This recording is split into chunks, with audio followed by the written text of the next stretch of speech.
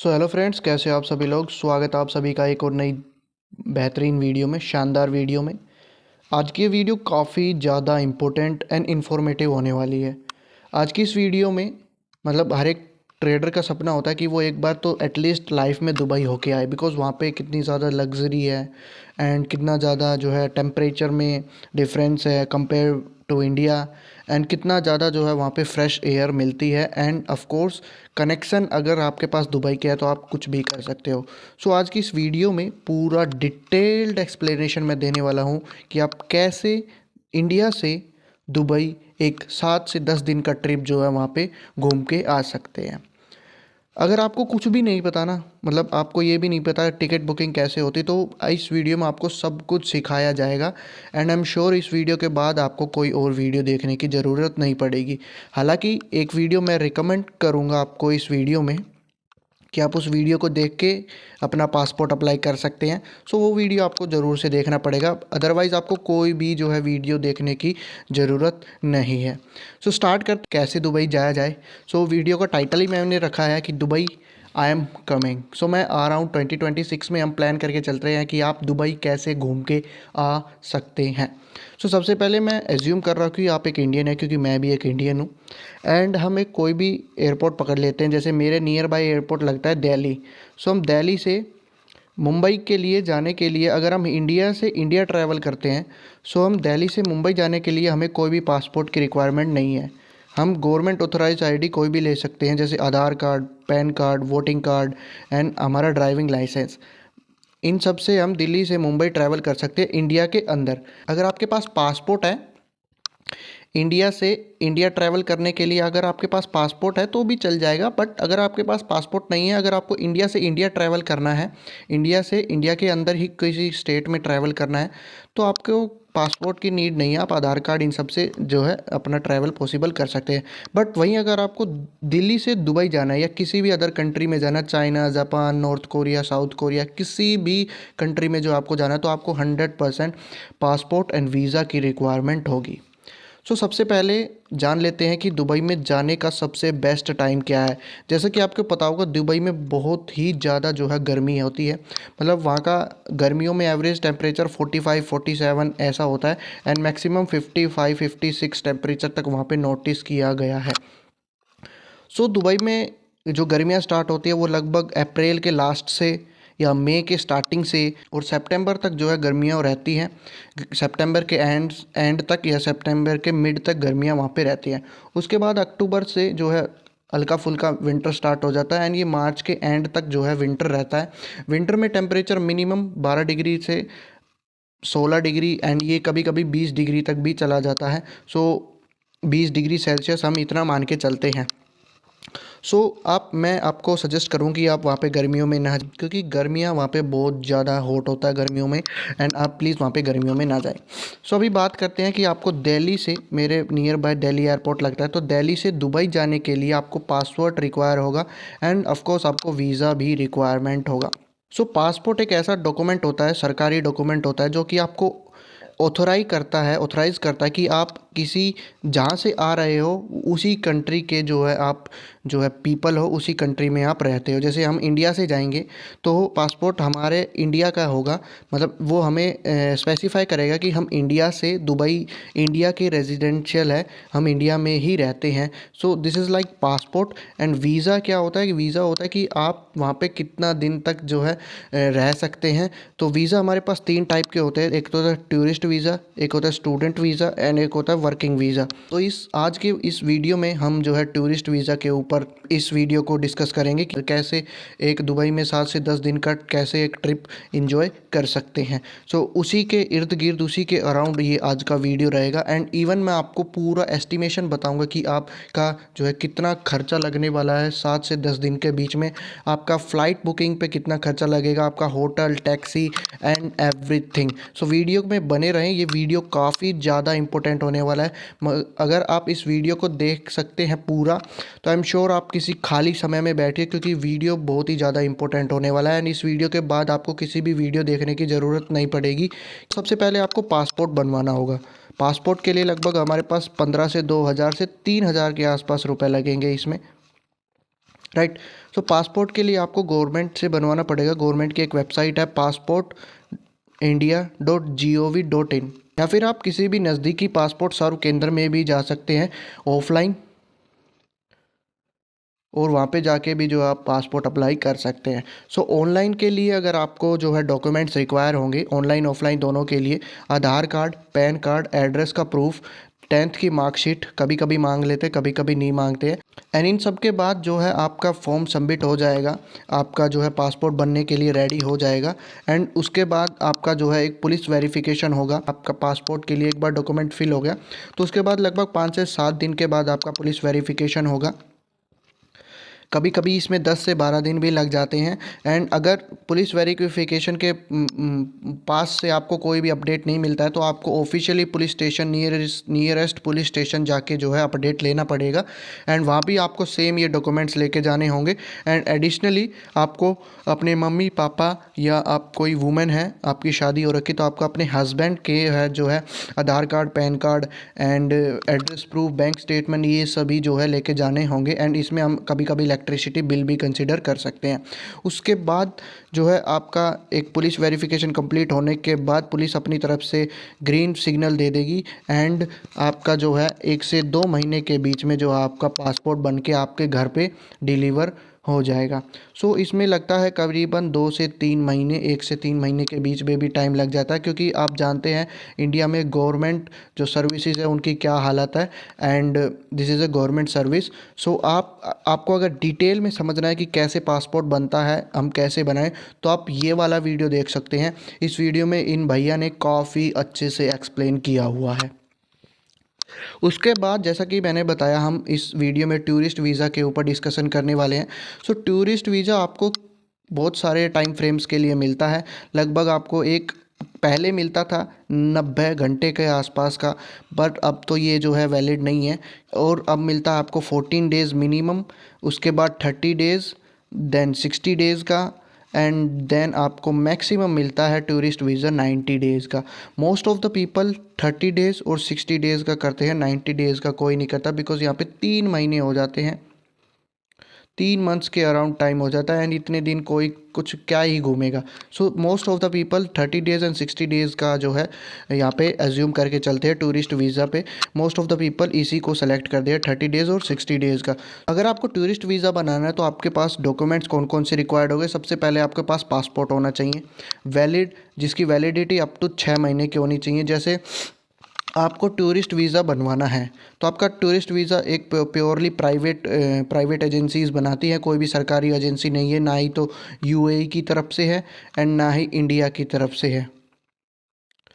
Right. सो ये सभी private company काम करती है इसके अंडर आपके वीज़ा वैलिडेट करने के लिए। सो ये जो काम होता है लगभग मैक्स टू मैक्स 1 वीक में हो जाता है। ये जो काम है मैक्स टू मैक्स 1 वीक में हो जाता है। तो इस काम के लिए आपको पास आपके जो है पासपोर्ट में लगभग 6 महीने की जो है वैलिडिटी होनी चाहिए। मतलब आप 6 महीने तक कहीं भी आ जा सकते हैं अपना पासपोर्ट लेके, इतनी आपकी वैलिडिटी एटलीस्ट होनी चाहिए। उसके बाद आपके पास 2 या 3 पासपोर्ट साइज़ फ़ोटोज़, आप जितना रखें उतना कम है, वैसे तो ये डॉक्यूमेंट ऐसा है। सो उसमें भी क्लियर कट सिग्नल है कि आपके पास पासपोर्ट साइज़ फ़ोटो में वाइट बैकग्राउंड होना चाहिए। एंड उसका रेजोल्यूशन होना चाहिए लगभग 43x55 mm, और DIP में लगभग 300 DIP, एंड पिक्सल्स में लगभग 300 to 369 पिक्सल्स। सो काफ़ी ज़्यादा इंपॉर्टेंट डाटा है यहाँ पे हमारे पास ये कि पासपोर्ट साइज़ फ़ोटो का रेजोल्यूशन क्या होना चाहिए। उसके बाद आपके पास कंफर्म रिटर्न फ़्लाइट टिकट्स होनी चाहिए जो कि प्री बुक्ड होनी चाहिए। मतलब आप ऐसा नहीं है कि दुबई पहुंच के जो है अपनी फ़्लाइट्स को वो है बुक कर लेंगे रिटर्न की, ऐसा नहीं होना चाहिए। वीज़ा के लिए आपके पास रिटर्न की कंफर्म टिकट होनी चाहिए फ़्लाइट की। आपके पास होटल की बुकिंग होनी चाहिए, वहाँ पे जाके आप फुटपाथ पे तो सोओगे नहीं, तो आपके पास होटल की बुकिंग होनी चाहिए, उसका रिसिप्ट होना चाहिए आपके पास। उसके बाद आपके पास एक ट्रैवल इंश्योरेंस हो सकता है, मतलब ट्रैवल इंश्योरेंस आपके वीज़ा में भी इंक्लूड हो सकता है। आप एक बार चेक कर लेना कि इंक्लूड होगा या नहीं। अगर इंक्लूड होगा तो उसकी फ़ीस काफ़ी हाई होगी, उसकी जो है प्राइस काफ़ी हाई होगा। तो आपके पास अगर ये ट्रैवल इंश्योरेंस है तो काफ़ी अच्छा होगा, आपकी सेफ्टी के लिए होगा। आपको कुछ भी मेडिकल इमरजेंसी होती तो आपको फर्स्ट एड वहाँ पे फ्री ऑफ कॉस्ट मिलेगा। अदरवाइज़ आप जितना भी पैसा ले जा रहे हो वो वहाँ पे मेडिकल इमरजेंसी में जो है खाली हो सकता है। सो आपके पास एक ट्रैवल इंश्योरेंस होना चाहिए। एंड उसके बाद आपके पास एक पासपोर्ट कवर पेज की कॉपी होनी चाहिए एंड आपके पास लगभग बैंक स्टेटमेंट होनी चाहिए 3 से 6 महीने के, जिससे ये प्रूफ हो पाए कि आप इस ट्रिप को अफोर्ड कर सकते हैं। क्योंकि अगर आप इस ट्रिप को अफोर्ड ही नहीं करेंगे, आपका बैंक बजट इतना कम होगा कि आपका जो बैंक स्टेटमेंट बोल रहा है कि आपका मैक्स ट्रांजैक्शन 10,000 का है, सो इस ट्रिप में लगभग आपके जो है 2 लाख तो खर्च होंगे, लगभग 1.5 से 2 लाख रुपए इस ट्रिप में आपके खर्च होने वाले हैं। एंड आपका मैक्स ट्रांजैक्शन जो है 10,000 जो है बैंक में, सो ये आप ट्रिप अफोर्ड नहीं कर सकते। इस वजह से जो है आपकी 3 से 6 महीने की बैंक स्टेटमेंट का प्रूफ यहाँ पे मांगा जाता है। उसके बाद कुछ एडिशनल डॉक्यूमेंट्स है जो कि आप जैसे NOC, नॉन ऑब्जेक्शन सर्टिफिकेट, अगर आप एक वुमेन है अंडर 25 ईयर्स ओल्ड, तो आपके पास ट्रैवलिंग अलोन करने की आपके पास राइट होने चाहिए, जिसमें आप अपने फादर या हस्बैंड की परमिशन, नॉन ऑब्जेक्शन सर्टिफिकेट का जो आपके पास एक प्रूफ होना चाहिए। उसके बाद आपका बर्थडे सर्टिफिकेट होना चाहिए, birth certificate, Aadhaar card, pan card and ID proof जो है आपके पास गवर्नमेंट होना चाहिए। मैं आपको एक सजेशन दूंगा कि आप किसी भी दूसरे देश में जा रहे हैं तो आप जितने ज़्यादा डॉक्यूमेंट हो जा सके उतने ज़्यादा डॉक्यूमेंट्स आप ले जाइए। वो उसमें तो कोई है नहीं, कोई भी वो ऑप्शनल नहीं है कि आप जितने ज़्यादा डॉक्यूमेंट ले जाएंगे आपकी ही सेफ्टी उतनी ज़्यादा रहेगी। अभी हम देखते हैं कि डॉक्यूमेंट्स कलेक्ट करने के बाद जो है हम कैसे वीज़ा के लिए अप्लाई करते हैं। सारे जितने भी डॉक्यूमेंट्स हैं उन सब को आपको ले लेना है। उसके बाद आपको उनको एक PDF या JPG फाइल में कन्वर्ट करके या फिर उन कन्वर्ट भी कर लेना है और उनको सेपरेट भी रखना है। उनको सेपरेट रखने के बाद आपको वीज़ा के लिए अप्लाई करना है। मतलब ये डॉक्यूमेंट्स तो आपको पहले कलेक्ट करने हैं, उनको PDF JPG फाइल में कन्वर्ट करके रखना है। उसके लिए आपको वीज़ा के लिए अप्लाई करना है। मैंने जैसे बताया आपको, कोई ऑफिशियल गवर्नमेंट, इंडियन गवर्नमेंट की तरफ से या UAE गवर्नमेंट की तरफ से कोई भी ऑफिशियल वीज़ा प्लेटफॉर्म नहीं है तो कि आपका वीज़ा बना सके। आप किसी भी एयरलाइन के साथ टाई अप कर सकते हैं। जैसे आप फ़्लाइट की टिकट्स बुक करेंगे उस समय आपको बता दिया जाएगा कि आपका वीज़ा भी लगेगा एंड आप यहाँ से वीज़ा बुक कर सकते हैं।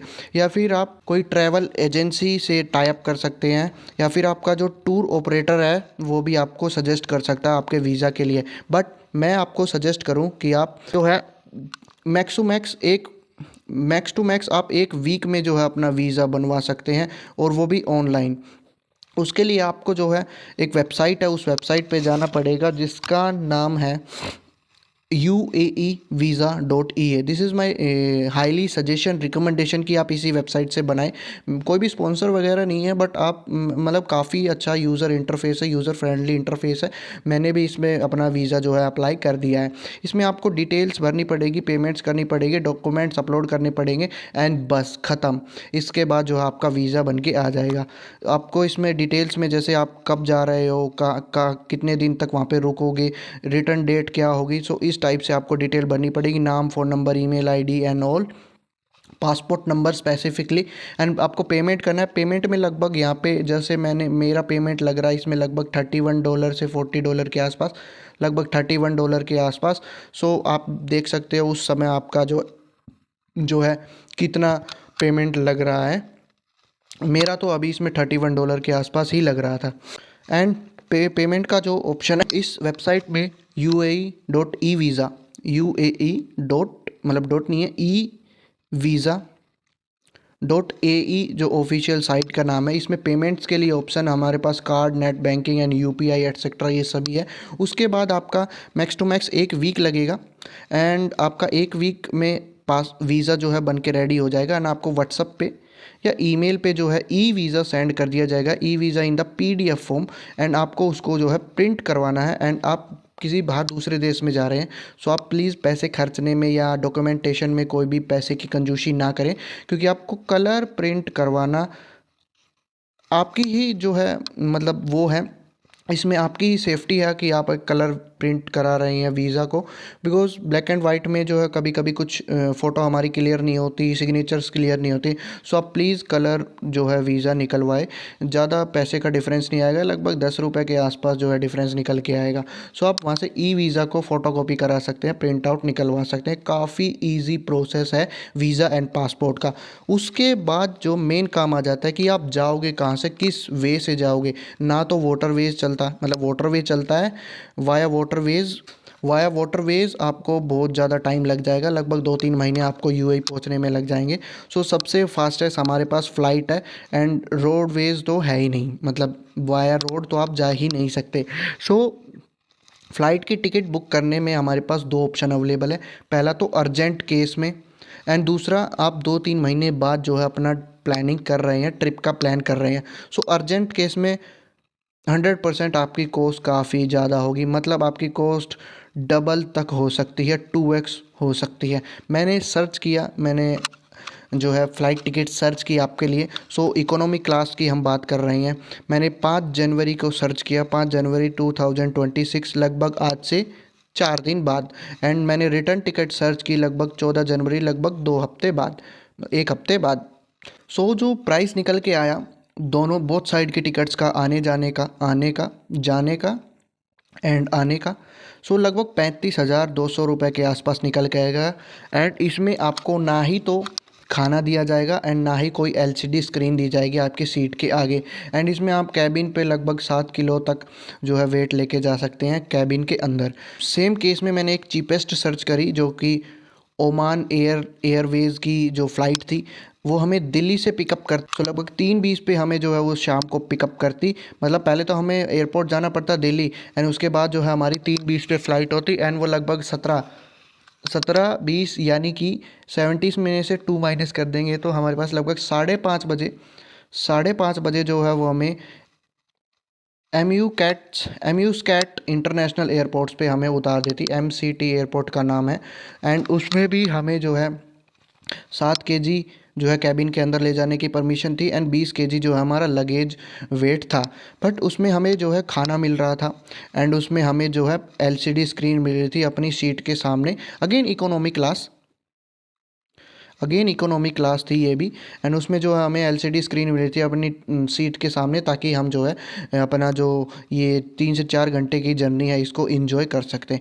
उसके बाद आपको लगभग 10 घंटे बाद आपकी एक फ़्लाइट थी, अगेन ओमा एयरलाइंस की, जो कि आपको लगभग सुबह के 8:45 पे आपको MCT इंटरनेशनल एयरपोर्ट से जो है पिकअप करती, एंड आपको लगभग 10 बजे दुबई इंटरनेशनल एयरपोर्ट पे उतार देगी। सेम इसमें हमें प्राइस जो लग रहा है हमारा लगभग 19,000 से 20,000 के आसपास जो है हमारा इसमें प्राइस लग रहा है, दोनों फ़्लाइट्स के लिए।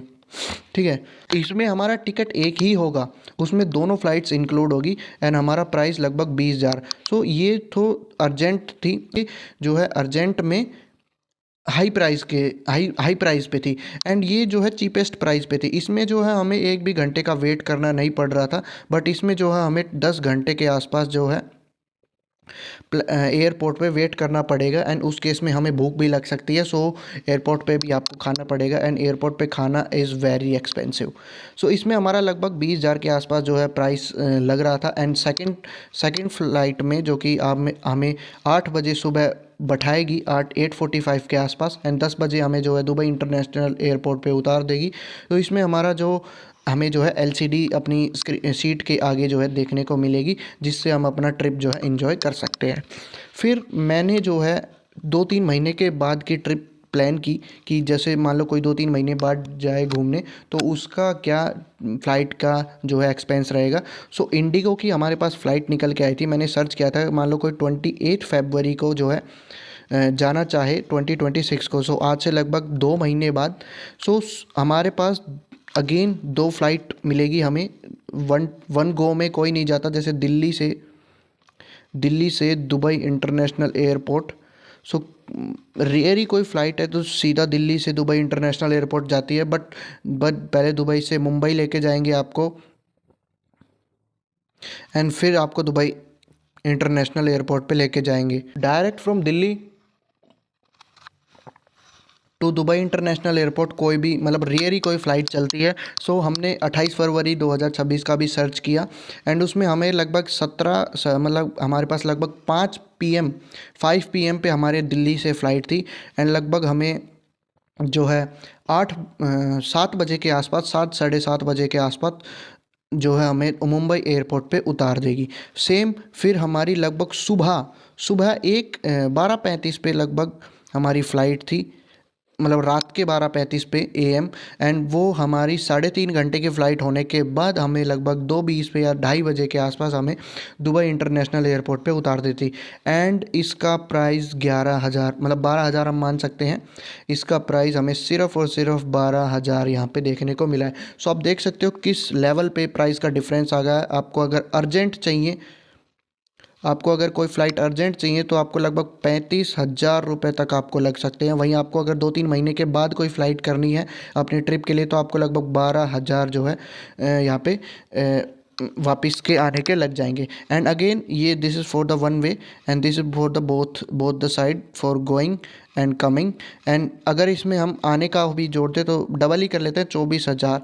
तो 24,000 हमारा दोनों साइड का इधर लगेगा, एंड इधर 35,000 जो है दोनों साइड का लगेगा। लगभग हमारा 10 से 12,000 रुपये का यहाँ पे डिफरेंस देखने को मिल रहा है। सो कुछ इस प्रकार से आप जो है अपने फ़्लाइट की बुकिंग का एस्टिमेशन लगा सकते हैं। अभी चलते हैं कि हमारा अभी तक कितनी कॉस्ट आ गई है हमारी वीज़ा में, हमारी पासपोर्ट में, हमारी फ़्लाइट टिकट्स में। सो लगभग हम 2 केस लेके चलते हैं, एक तो 2 महीने की ट्रिप के बाद और एक अभी अर्जेंट, राइट। सो अभी अर्जेंट में हमारा 35,000 तो फ़्लाइट टिकट था ही, 4,000 का वीज़ा, 3,000 लगभग पासपोर्ट के। सो पासपोर्ट में लगभग 2-3 महीने का टाइम लगता है। सो ये एक रफ़ एस्टिमेशन है। तो लगभग हमारा अभी अर्जेंट में 42,000 के आसपास, लगभग 42,000 के आसपास हमारा जो है एक्सपेंस लगेगा। वहीं अगर हमारा 2-3 महीने के बाद की ट्रिप कोई प्लान हो रही है तो लगभग 24,000 बोथ द साइड्स हमें जो है आने जाने का फ़्लाइट का खर्चा लगेगा। एंड लगभग 4,000 का ये वीज़ा, एंड 3,000 का जो है पासपोर्ट। 32,000 का जो है हमारे पास यहाँ पे जो है 2 महीने के बाद एक्सपेंस निकल के सामने आ रहा है। अब जो है कुछ टिप्स हो जाएं ताकि आप दुबई के एयरपोर्ट पे अगर आप लैंड करो तो उसके बाद आपके काफ़ी इम्पोर्टेंट एंड काफ़ी हेल्पफुल होगी एंड काफ़ी ज़रूरी आपके काम आएगी। तो सबसे पहले आपको देखो वहाँ पे उतरने के बाद जो है हिंदी आप बोलोगे, डेफिनेटली आप बोलोगे, बट हिंदी किसी को समझ नहीं आएगी। तो आपको इंग्लिश आना चाहिए, आपको फ्लुएंट इंग्लिश आना चाहिए। फ्लुएंट इंग्लिश से मेरा मतलब ये है कि आप किसी को आप अपनी बात एक्सप्रेस कर पाएँ एंड उसकी बात आप जो है समझ पाएँ। बस इतना ही काम है इंग्लिश का, बाकी और कोई काम नहीं है। एंड दुबई जैसे देश में लगभग 9 से 10% जो है इंडियंस हैं, तो आपको हर 100 में से 9 आदमी या हर 10 में से एक बंदा जो है इंडियन मिल सकता है। आपको बस ढूंढना है, एंड वो भी हिंदी बोलेगा, आप भी हिंदी बोलोगे, एंड आपका कम्युनिकेशन काफ़ी इफेक्टिव हो जाएगा एंड आपको सर्वाइवल के चांसेस काफ़ी बढ़ जाएंगे। बट आप दुबई के एयरपोर्ट पे जैसे लैंड करोगे, दुबई इंटरनेशनल एयरपोर्ट, उसके बाद आपको जो है अपना वीज़ा दिखाना है एंड कुछ फॉर्मेलिटीज़ करनी है। मतलब वो हो जाएगा, जस्ट आपको बताएंगे कि सर या ऐसे ऐसे कर दो। आपको अपना बैग पिकअप करना है एंड जस्ट आपको एयरपोर्ट से बाहर चले जाना है। उसके बाद सबसे बेहतरीन सबसे काम आता है कि आपको एक टैक्सी लेनी है। सो टैक्सी के लिए वहाँ पे ऊबर भी चलता है बट थोड़ा एक्सपेंसिव होता है। वहाँ पे कारीम चलता है जो कि थोड़ा चीप होता है। सो आपको कारिम की ऐप डाउनलोड करनी है प्ले स्टोर से या ऐप स्टोर से। आपको इसकी कारिम की एप्लीकेशन डाउनलोड करनी है एंड वहाँ पे आपको लॉगिन रजिस्ट्रेशन करके साइन इन करके अपना अकाउंट बना के जो है आपको पिकअप लोकेशन एंड होटल की लोकेशन आपको डाल देनी है। होटल की लोकेशन कैसे मिलेगी आपको? सबसे पहले एक booking.com पे या मेक माई ट्रिप्स की हेल्प से, एयरबीएनबी की हेल्प से आपको जो है एक होटल बुक करना है। एंड जिसमें अगर आप जो है किचन वगैरह लेना चाहें तो आप किचन वगैरह ले सकते हैं। अदरवाइज़ होटल भी हमारे पास वहाँ पे 3 से 4 टाइप के होते हैं। एक तो नॉर्मल रूम चाहिए आपको, राइट। उसके बाद आपको रूम प्लस ब्रेकफास्ट चाहिए, या आप सुबह जो है ब्रेकफास्ट करके आप कहीं पे काम पे निकल रहे हो, लाइक दिस। उसके बाद हमारे पास हाफ बोर्ड होता है जिसमें आपको ब्रेकफास्ट प्लस डिनर मिल जाता है। उसके बाद हमारे पास फुल बोर्ड होता है जिसमें ब्रेकफास्ट लंच डिनर तीनों कवर होते हैं एंड स्पेशली इंडियन फूड भी मिलेगा। सो नॉर्मली जो प्राइस होता है एक नाइट का रूम का, वो लगभग 60 दिरहम टू 120 दिरहम्स के आसपास होता है एवरेज। एंड आप इसमें खाना भी इंक्लूड करेंगे तो ये लगभग 400 दिरहम तक भी चला जाएगा। तीनों टाइम का खाना आप अगर इसमें इंक्लूड करेंगे। सो 400 दिरहम्स का जो है एक रात में जो है, एक दिन रात का जो हम मान सकते हैं। तो लगभग हमारा एक वीक का जो हम मान के चल रहे हैं, जो लगभग हमारा 1 लाख रुपए तो स्टे का लग जाएगा। 1 से 1 लाख हम मान के चल सकते हैं। हमारा एवरेज बोल रहा है मैंने, 80,000 से 1 लाख के बीच में हमारा एक हफ्ते का नॉर्मली स्टे अमाउंट होता है, and that is not highly luxury, normal. आपको एक रूम मिल जाएगा एंड आपको तीनों टाइम का खाना मिल जाएगा एंड ब्लैंकेट वगैरह एंड थोड़ा बहुत ऊपर नीचे। सो 1 लाख हम एवरेज मान के चल रहे हैं। उसके बाद आपको होटल की जो है लोकेशन आप डाल देनी है एंड कैब ड्राइवर से कांटेक्ट करके आपको वो होटल पे ड्रॉप कर देगा एंड आप उसको पेमेंट कैश में दे सकते हैं या फिर आप कार्ड से भी स्वाइप कर सकते हैं।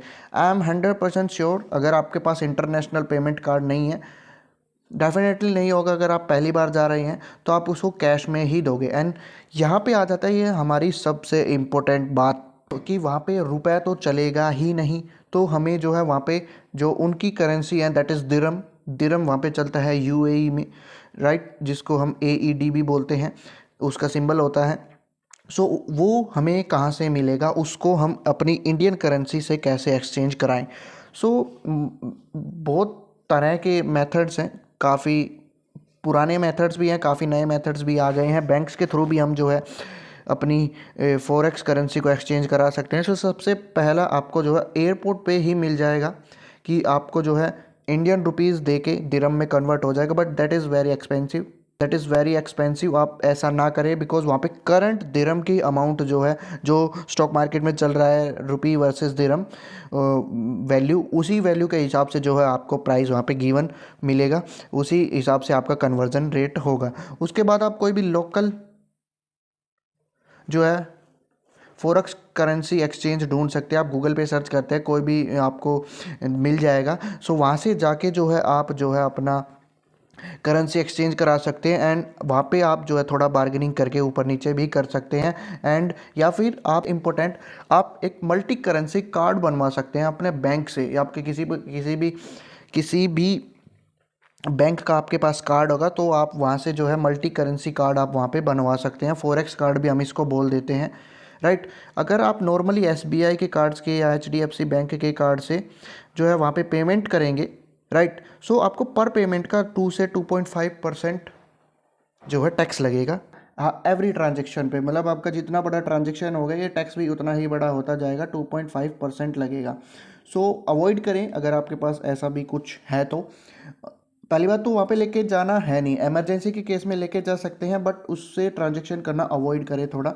उसके बाद आप मल्टी करेंसी कार्ड बनवा सकते हैं, इस पे आपको कोई भी जो है टैक्स नहीं लगता है, जैसे आपको नॉर्मल कार्ड्स पे लगता है, जिसमें इसमें आपको कोई भी टैक्स नहीं लगता है। 2.5% पर ट्रांजेक्शन पे ऐसा कोई भी टैक्स आपको नहीं लगता है। एंड उसके बाद अगर आपका मल्टी करेंसी कार्ड बन जाता है, लेट सपोज, एंड डेफिनेटली आप अपने बैंक से कांटेक्ट करेंगे तो बन जाएगा। कुछ इस तरीके का मल्टी करेंसी कार्ड होता है एंड आप उसमें मल्टीपल करेंसी का सपोर्ट भी ले सकते हैं। उस केस में आपको तो ले जाने की पैसे दिरहम में कन्वर्ट करवाने की ज़रूरत नहीं है, आप थोड़ा बहुत दिरहम में कन्वर्ट करा सकते हैं इमरजेंसी के उस पर। बट अगर आपका एक बार मल्टी करेंसी कार्ड बन जाता है तो आप हर जगह कार्ड से पेमेंट कर सकते हैं।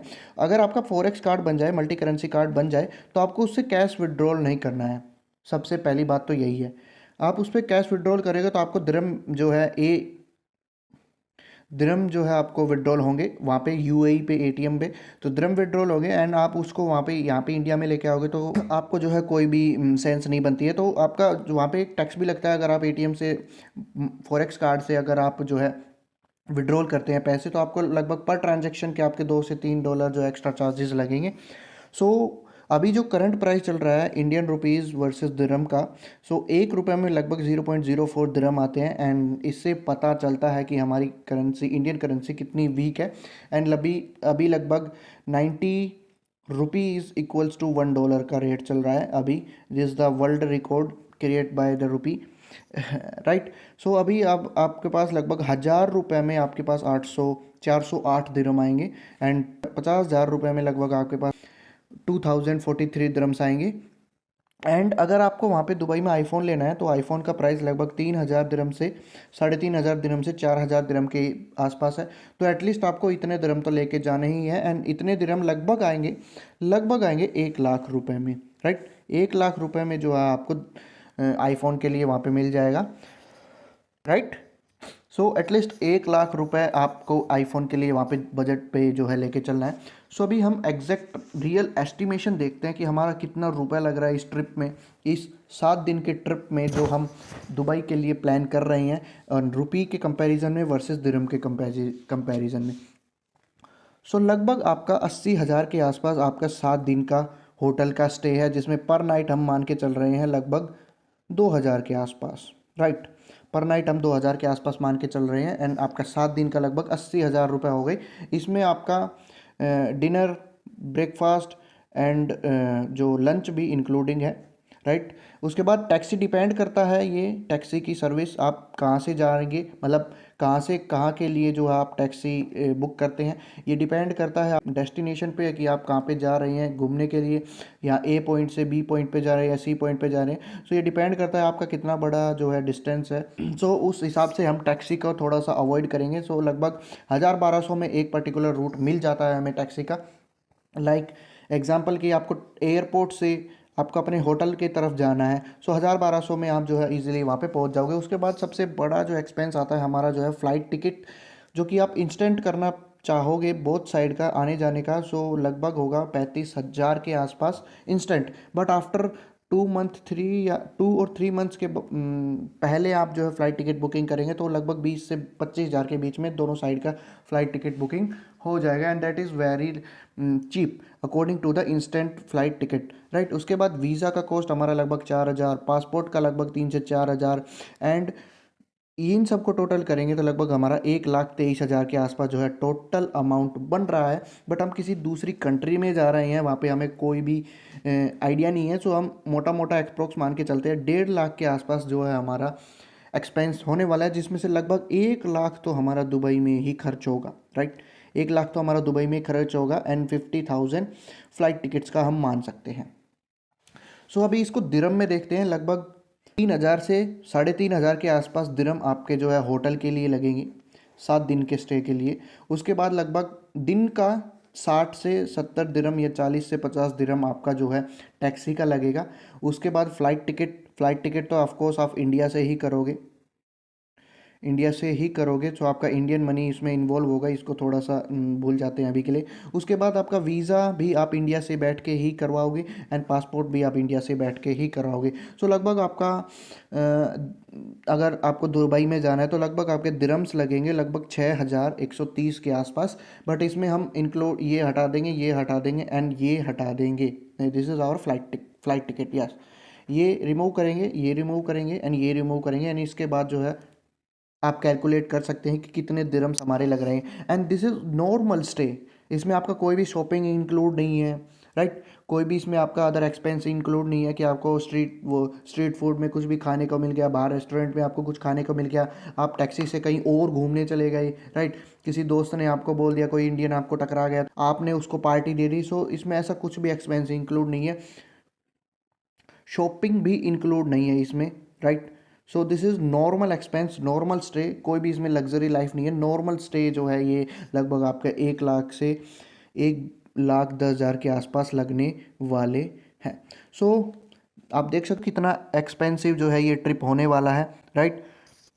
इस तरीके का वीडियो आपको पूरे इंटरनेट पे नहीं मिलेगा। सो अगर आपको ये वीडियो अच्छी लगी हो तो प्लीज़ वीडियो को लाइक करना, एंड चैनल को ज़रूर से सब्सक्राइब करना। ये वीडियो बनाने में लगभग 3 से 4 दिन का रिसर्च मेरे को करना पड़ा है, एंड ऑफ कोर्स मैं तो जो है जा रहा हूँ दुबई।